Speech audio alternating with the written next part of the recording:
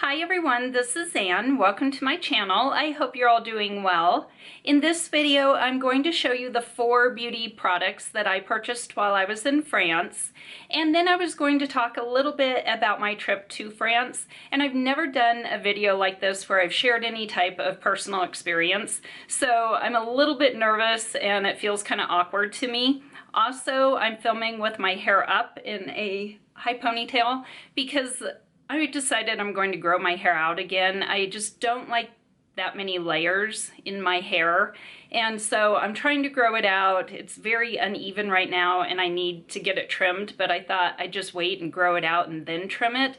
So I'll probably be wearing it up for a couple months, and I don't know, it just never looks the same. I don't like myself with my hair up in photos or in video. In person it looks okay because you can tell I have hair, but I don't know, in pictures and video it just seems like, you know, it doesn't look like I have much hair, even though I do. I don't know if you guys are the same, but comment below if you feel the same way about that, and I hope you enjoyed this video. So in France, they had a ton of pharmacies, and I went in only 2 of them, but they had them on every other street or so you could find a pharmacy. And the 2 that I went in, half of the pharmacy was skincare, hair care, and a few makeup items. So of course I was in heaven looking around, and my poor husband was bored to death waiting for me. So I made a couple purchases. I tried to make it quick so that he wouldn't be too bored. But I purchased an Avene product, and this is an anti-wrinkle intense concentrate, and that was all I knew about it when I purchased it. And then once I got home, I looked up the ingredients of it and information on it, and it does have retinaldehyde in it. And if you watch my video on retin-A, retinaldehyde, and retinols, retinaldehyde is a step above most retinols in over-the-counter products. It only takes your body 1 conversion step to turn it into retinoic acid or retin-A. So I was really happy that this has that in it. It also has some kind of complex called OGG, which triples the effectiveness of the retinaldehyde. So this will be on days that I don't use my retin-A, and I only use retin-A probably about 2 days a week because I do get quite a bit of irritation from it. Then I'm going to use this product probably another 2 nights a week, and because it is a little bit gentler than using just a retin-A. And hopefully this will be a winner, so I wanted to share that with you. And I will list all of the products below in the description box in case you want to read exactly what they are. I'll try to find the average price for them as well, and I'll try to find a link to them in case you want to click on the link and see where you can purchase them or read more about them yourself. And the next product that I purchased while I was over there was Filorga, which is one of my all-time favorite brands, French brands, and this is their new Nutri-Filler Lips. It has peptides in it and shea butter, and it's supposed to help build collagen in your lips and plump your lips and hydrate your lips. And it's just a clear product, and it comes in a little pen wand form, and you just click it up, and then I apply it after I use my derma roller at nighttime on my lips. I'll put this on. I also put a little on in the morning just to help plump them up a little bit, and I really am enjoying this. It feels really good on the lips, and it is very hydrating. Another lip plumping product that I got, because I am a little bit obsessed with plumping up my lips naturally as much as I can, and it's by Guerlain, and it's their Kiss Kiss Rose Lip, and I got mine in the shade Morning Rose, and it's just pretty much a very pale pink, almost like a clearer color, and it uses rose extract oil to hydrate and plump the lips. It kind of reminds me of the one by Dior that they have in a little pot, and it's like a rose type of balm that is supposed to be hydrating and plumping. It reminds me of that. This one does come in 6 different color shades, and I just went with the lightest, clearest one. And it does give a very nice light pink tint to your lips, but nothing, I wouldn't call it like a lip color. It just kind of enhances your color. And it does feel very good on the lips as well. And then I picked up a makeup product when I was in the airport in Paris, leaving to come home, and they had the most incredible shop in the airport. After you go through the Charles de Gaulle, I believe is the name of the airport, security, they had a huge store, and it had everything from food, liquor, they had perfume, they had makeup and skincare for men and women both, and it was absolutely incredible. Half of the store was all makeup and skincare, so I, of course, gravitated over there. And I purchased something from Guerlain, and I've always seen these, never purchased them, and always wondered about them, and it's the meteorites, and they come in a little, I got the compact, and it comes in a little black velvet pouch, and this was a combo, so I'm not exactly sure. I think over here in the States they sell both of these separately, and I purchased mine in just a little combo pack at the airport. But these are the Meteorite Compact, and this is like a color correcting and brightening, illuminating type of finishing powder. And when I purchased mine, I didn't realize that it comes in different shades. So I picked up the light. I probably would have gone for the medium had I known, but they have 3 different shades. It's like light, medium, and then golden, which is their darkest shade. And then they have a cute little brush that comes with it, a little powder brush. And I couldn't resist how cute the pink color was. So anyway, I've just been using it, a little bit of it right kind of in the center of my face after my makeup is done, just to kind of give myself a little bit of a glow. And so far I'm really liking this product.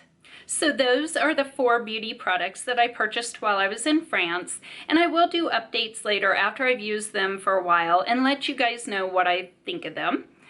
And now moving on to the portion where I talk about my trip.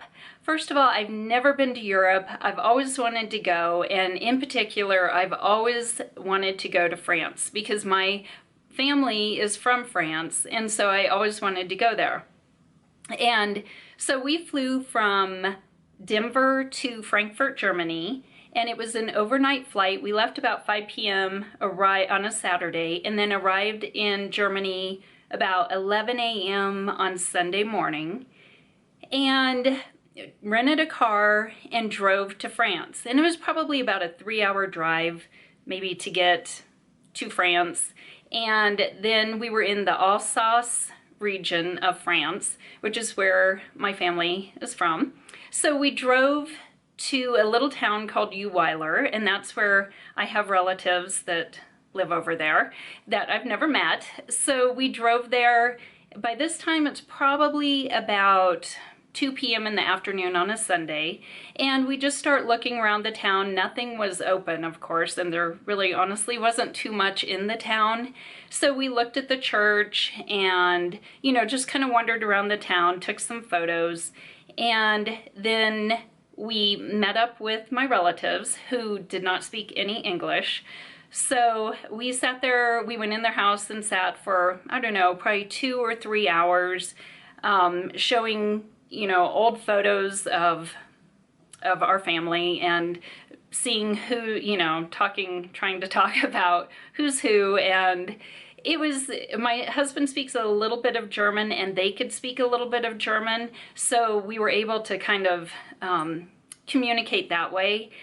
And then they have some friends that also speak English, so they can kind of interpret. So anyway, that was really fun to get to meet them and talk to them.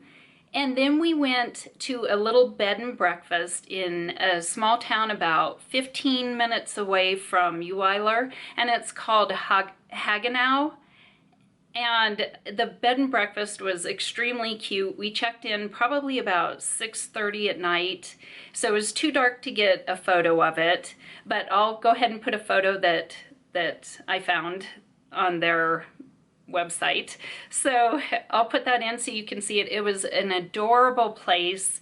I did videotape our room, and I'll include that as well. So if you're in that Haguenau area, it's a great B&B. I would highly recommend it. The lady that runs it is so sweet, and I loved it there. So we checked in, and then she told us about a local restaurant that we could go to because we were hungry for dinner. So we went to this restaurant, and this is where my trip kind of took a turn for the worst. So we went to the restaurant. Again, they don't speak any English. So, you know, I ordered cordon bleu, which I thought I knew what that was, at least here in America. I always thought it was chicken. Anyway, it was some type of beef, something, but it was cooked all the way through, and I was happy and it was good. So I ate it. My husband, however, ordered a steak, and it was pretty raw. And he went ahead and ate it. Then we went back to the room, and about 2 hours later, he was getting sick with food poisoning. So we're pretty sure it was probably that steak and probably E. coli or something, I don't know. But I'm telling you, all night long. Oh my God, it was awful. I was so embarrassed because, you know, he was kind of loud, and that poor woman who owned the adorable house, she must have been horrified, and she was just so sweet. Anyway, he got sick from it started about 9 p.m., went all night long, I kid you not. So I went down for breakfast the next morning and talked to her, and she was sweet enough to let us stay a second night because he was in no shape to travel. So we just hung out the second day in France. We were in the hotel room doing nothing, and all the channels were on the TV none of them were in English, so you can imagine how bored I was just sitting there. I didn't know my way around, didn't want to leave my husband because he was so ill. And so anyway, a very boring second day. I was wondering why I even went at that point. So then the third day, I drove all the way to Paris, and of course, you know, never driven on an Autobahn, never any of that. So it was all new, didn't know where I was going. My husband is in the passenger seat, sleeping for most of the time. So, and it was foggy and rainy. So, you know, I was like, oh God, I hope this goes well. So anyway, I drove. I did get off to see Reims, France, and I wanted to see their cathedral. It's the cathedral where most all of the kings of France were coronated in. So I really wanted to see that. So we did get off there, and we walked to the cathedral, and I took some video and pictures, which I included in my video that I did on my trip to France, where I just set it to music and showed pretty much kind of a snapshot of my trip. And I'll link that video in the description box of this video in case you haven't seen it and are interested in seeing that one. And so it was absolutely beautiful. I couldn't believe the detail to these cathedrals and how huge they are. And then you go inside, and it's so much detail, and it's just beautiful. I've never seen anything like it before. I thought France, all of the buildings were just gorgeous, and I absolutely loved it. So we went there, and we made one other stop by an old bakery that was started in like 1700, and we stopped by there and got their original rose biscuits, which were very good. And then we got back in the car and drove on to Versailles. So I leave Reims and go to Versailles, and we check into our hotel there, which was absolutely beautiful. And I have wanted to go to the Palace of Versailles forever. So we stayed in a hotel that was right outside the grounds of the palace, and it was absolutely beautiful. I loved it. And the fourth day then, the next day we got up and we went to the palace, and we were there from 9 a.m. to 5 p.m. and we went on the private tour in English for the king's private apartments, And then we looked around the palace, the main palace, by ourselves. And then we went ahead and went down to the 2 estates that were their private estates. And we looked through those. And we didn't really wander through the gardens because it was so cold out. You know, it was kind of wintertime. It was like the end of January, the first day of February, I think. And it was kind of rainy, extremely cold, windy. So we didn't really look around the grounds too much, but from what I did see, it was absolutely amazing. If you go to Paris, you should really, I would highly recommend going to the Palace of Versailles. It was spectacular. We were just blown away by the beauty of the palace. So then the 5th day, we left Versailles and we drove to Paris, into Paris, and we stayed at a cute little hotel that had just opened 6 months ago.